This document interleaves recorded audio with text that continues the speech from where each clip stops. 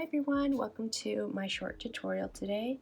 I'm going to show you how you can change your planner cover for your current planner, and this is easiest to do if your planner cover doesn't have tabs on the side. And I have a few freebies for you guys, and those are different planner covers that you can use. I'll link them in the description below and you can download those for your own use. And so I'll show you how to change your planner cover in Goodnotes.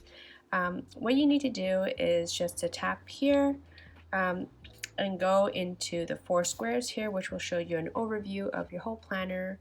And once you are there, you just need to press one of this down arrow and it'll show you all things you can do in here. And what you need to do is just either add a page before or after this current planner cover.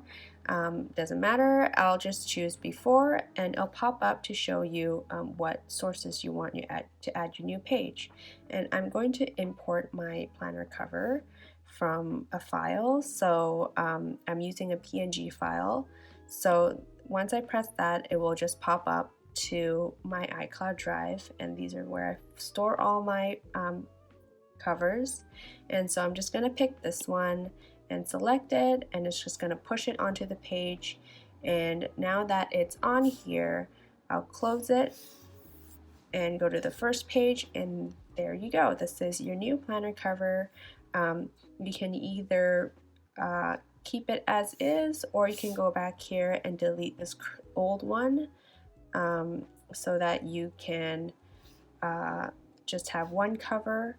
But if you don't mind and you just want to have it shown on the front page, this is it. This is your new planner cover, and these planner covers are available as a freebie on my website, so follow the link and download your own.